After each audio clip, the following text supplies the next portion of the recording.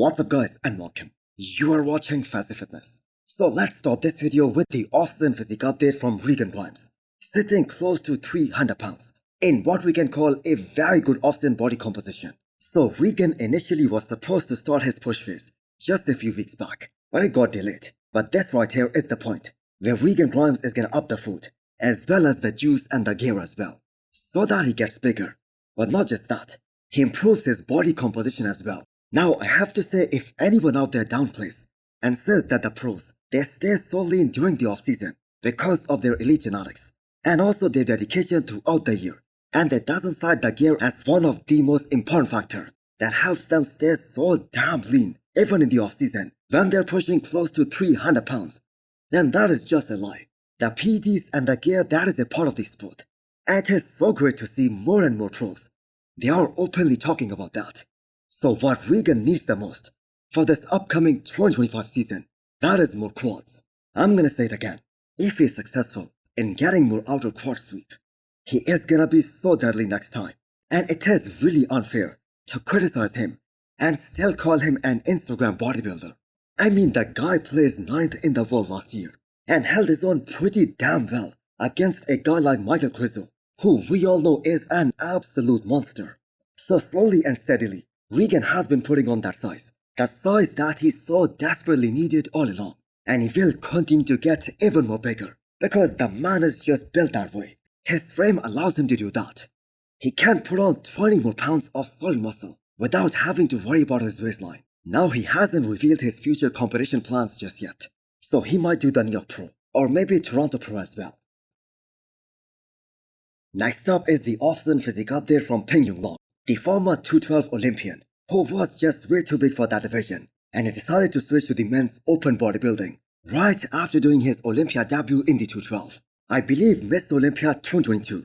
That was the last time Ping stepped on a bodybuilding stage, and we have been waiting for him to announce his first show in the men's open bodybuilding, and that might be sometime next year. So that puffy face that he has right now in his recent physique update, that just goes to show us how much food Ping has been pushing in this current phase, which is obviously the off-season.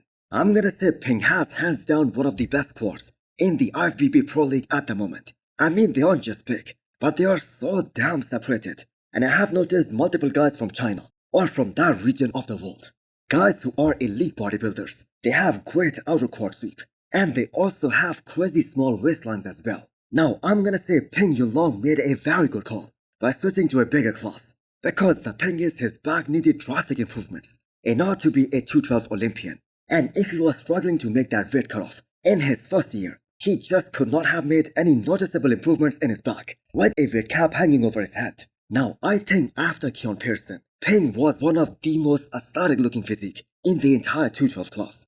And he has this great quality. His chest is just out of this world with so much striations and just pure quality of the muscle. So I cannot wait to see him start his prep for his debut in the men's open bodybuilding, and that is gonna be sometime in 2025. Quinton Eriya looks so unreal in those recent guest posing updates.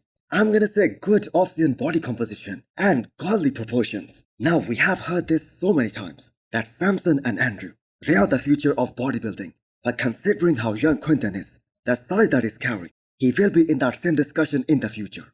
So how long is it gonna take for Quinton to be at that level, especially in terms of size? Well, I'm gonna say we just do not know, because going up to 330 pounds in the off-season last year, that just clearly did not work for him, because all that extra size, that just did not translate on the stage. Now I believe a taller and a bigger bodybuilder like Quinton Eriya, he will always beat a shorter guy, especially when he puts it all together. So Sean Ray versus Flex Wheeler, that is a perfect example here. Sean Ray is one of the all-time greats, but it stood no chance against a guy like Flex Wheeler, especially if Flex Wheeler was on, simply because he was taller and a lot bigger. So the good thing about Quinton is that he has for sure gotten bigger over the years, but somehow he has kept his waistline in check. His waistline is still exactly the same. Now there was only so much Quinton could have recovered in just 2 weeks after the New York Pro to Toronto Pro. But I'm gonna say it again, he did exceptionally well for that show, and he was actually able to beat John Jewett in that show. And going by that, Quinton could have won one Pro and qualified for the Olympia this year. Now I 100% believe that he is gonna be on the Olympia stage next year. So it turns out the Olympia 2025, that isn't gonna be the final show for Jeremy Buendia's career. It might be the Arnold 2025, and there is just no way they won't accept his application. I mean, the guy is the greatest men's physique competitor to ever step on the stage. 4 consecutive Miss Olympia titles. That just goes to show us how good this guy was in his prime, especially his version in 2017. That was so ahead of the competition. Just think about it. Since 2017, which was Jeremy's last Olympia win, we have seen 4 different Olympia champions in 6 years. So there is nobody as dominant as Jeremy Buendia was in his prime. And that is why the title of men's physique, that just keeps on changing hands.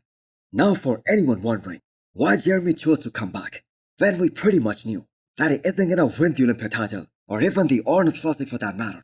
Well, this comment from Jeremy Buendia himself, that explains his reasons perfectly. He's a big name in the industry, and there is always money involved when someone of that caliber, he decides to return to the stage, and that too on the biggest bodybuilding stage on earth. Now it was a missed peak for the Olympia last year, and that led him to placing 8th in that show. So this is gonna be his opportunity to peak a lot better than that. Now I have to say Hani Rambod as a coach, he has played such a great role in Jeremy's success, and it will be nice if he ends his career with the man that he started with in the first place. Next up, we have an update from Bruno Santos, about 8 days out of this year's Miss Olympia, which by the way is gonna be his Olympia debut. So I believe he is the only guy who Milos is coaching for the big dance. And we know how Milos is very biased when it comes to his athletes. And it's the same thing with Bruno Santos as well. So top 10 at his first ever Miss Olympia, in such a combative lineup. I mean, some of these guys who are gonna be in that second call out, and I have to say there are some big names. They have to come in off big time for Bruno Santos to place so high. So going up against a guy like Brad Wilkin at this past Legion Sports, that was a big test, and he should be really proud that he hasn't placed outside of the top 3 in all the 3 shows that he did this year. But I'm gonna say the Olympia top 10, that is just a different ballgame. All of a sudden, Bruno is gonna stand next to the greatest bodybuilders on the earth. And that is really an eye-opener for a lot of these guys, especially those guys who are gonna be on the Olympia stage for the very first time. Now that being said, Bruno's muscularity is really impressive. He is very wide, very huge, so we will see how this guy peaks for the big show.